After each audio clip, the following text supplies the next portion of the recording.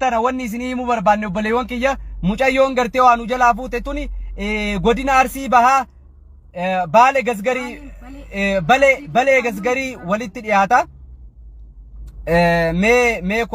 mee koy nama isii beekullee gartee haga ammatti nama lama sadi argadde isaan hundinuu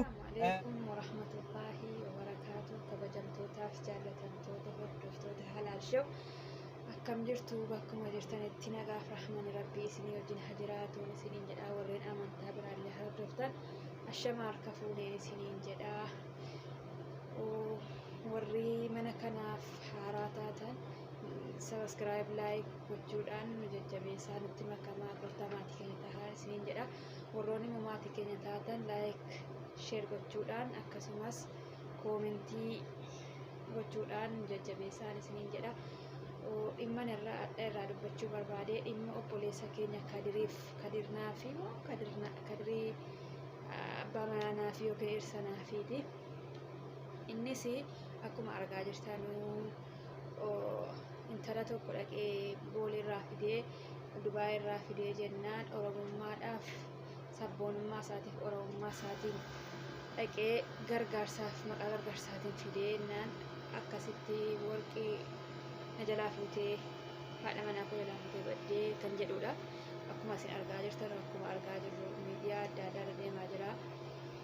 Innis immoo namoonni biraa immoo jechoota kana karaa biraatti kan hiikkatanis jiranii kan immoo rabbiin haqqii keessiif haa baasu jedhanii rabbiin kadhataa jiranus jiru.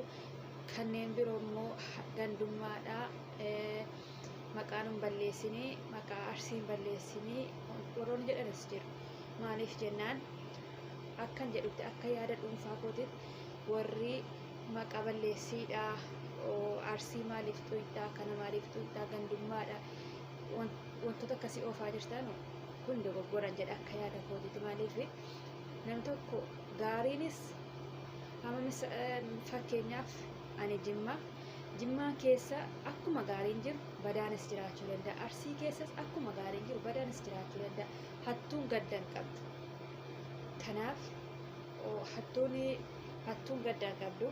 Nama waa balleessi tokko immoo eenyu nu taanaan nam tokko hamma gizee wal baru maqaan kee eenyu eessatti dhalatte gandi kee eenyu eessarraa dhuftee nam tokko wal barumsa gizee jammaraatiif kana wal gaafata. Maaliif wanti akkasii wal gaafatamuuf wanti namni paaspoortii adda addaa mattaawqaa adda addaa baafatuuf akka yoo ati waa balleessite maqaa sanaan qabamta. Ebelu ganda akkanaa maqaa kanaa ganda akkanaarraa wanta akkanaa balleessite namni maqaa baafa. Kanaaf jennaan yoo inni waa ta'es ebelu ganda akkanaarraa biyya akkanaarraa akkanatti ta'eera akkanatti du'e akkanatti miidhame akkanatti hate akkanatti yaani utuma jedhu itti fufa jechuudha. Kanaaf jennaan mucaan sun eenyu nu bakka hin buutu Arsii bakka hin buutu iddoo tokko bakka hin buutu jechuudha. Namni tokko waa balleesse tokko Jimmaa keessaas waa balleessu Arsii keessaas waa balleessu Harargee biyyoota hunda Oromiyaa guutuu keessaa waa balleessu bakka sana biyya sana bakka hin buutu. Namni tokko mataa isaati jechuudha. Kanaaf namni akkas jettan dogoggoraan isinii jedha akka yaada kootitti. Maaliif intalli kun yoo fuute Arsii bakka hin buutu Arsii gaarii Arsiin kabaja qabu wajjin nyaanne wajjin dhuunee mana tokko keessa wajjin taa'aa jirra. Yaani nuti Jimmaa jarri Arsii akkamitti jaalaaf kabajni jara namaaf qabanullee wallaahi adda akka kan qotitti jechuudha. Dhiiraa dubartii jaalatan kabaja hedduu namaaf qabu. Kanaaf jennaan maqaa Arsii hin balleessin warri jettan intala sana bakka bu'a malee wanti nama namni tokko galchuu hin danda'u. Kanaaf jennaan warri gandummaadhaan deemtan gandummaa dhiisaa. Yoo Jimmaa keessa namni waa balleessi jiraate nam tokko sana baasaati nam tokko sana arrabsaa waan barbaade itti hojjedha. Garuu Jimma guutuu bakka bu'u. Arsii keessaas yoo waa tokko balleessi abbaa sana wanta barbaade itti hojjedha. Yoo barbaade hafannisu yoo barbaade wanta barbaade itti hojjetu haqqi isaati badde jala isiin fudhattee badde jalaa badde wanta barbaade jechuu danda'a. Maaliif namni tokko miira addaa keessa gala gizee yookiin waa jalaa badee yaani jireenyi Itoophiyaa qaaleera akka ergasiitii miti birrii 100 jechuun hamma qallaalee miti. Hunoo xab godhee argatamaa akka xabitti argatamaa jiru.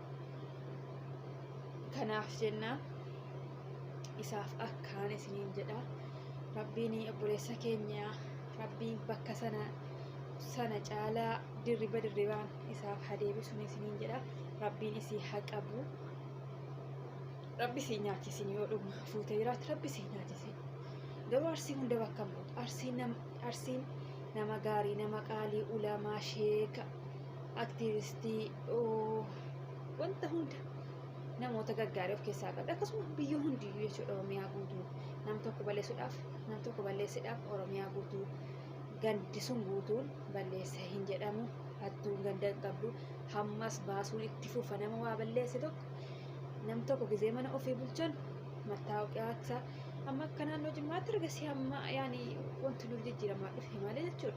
Mattaawqaa namni tokko nama bulchuu hin danda'u.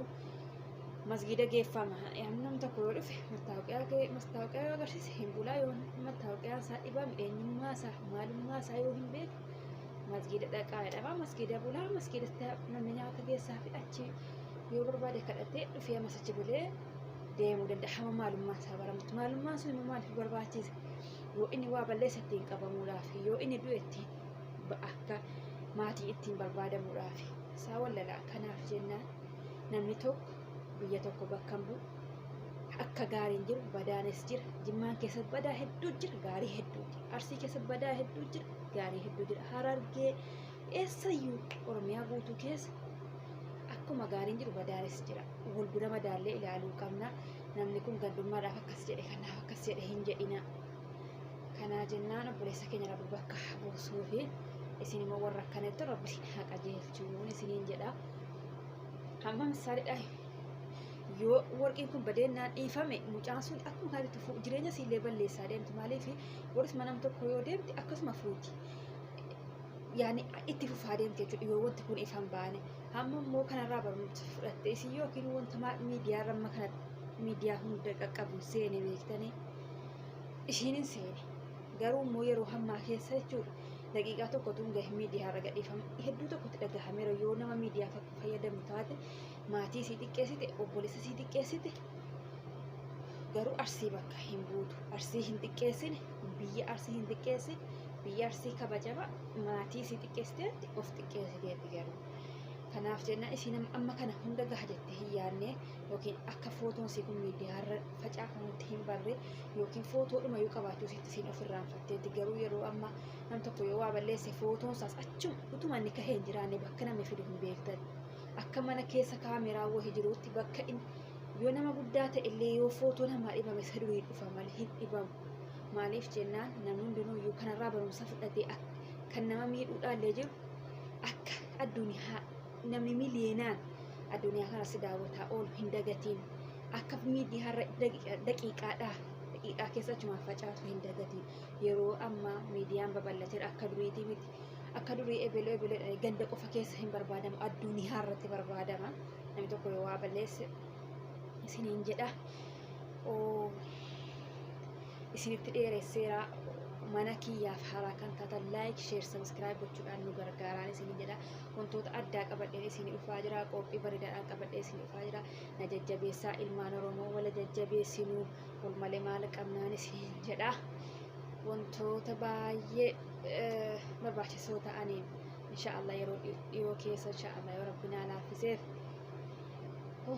as ba'uufan jiraan isiniin jedha. Like, share gochuun na cina dhaabbadhaa wala jajjabeessinu. Warroonni immoo maatii naaf taatan koomentii jalatti naaf deebis jedhaa qofa barreessaa. Naaf deebis yoo isin jettan an achuma isiniif deebisaan isiniin jedha. Akkaawuntii kan biraatiin illee isiniif hin deebisa. Isa kanaanis illee isiniif hin deebisa. Warroonni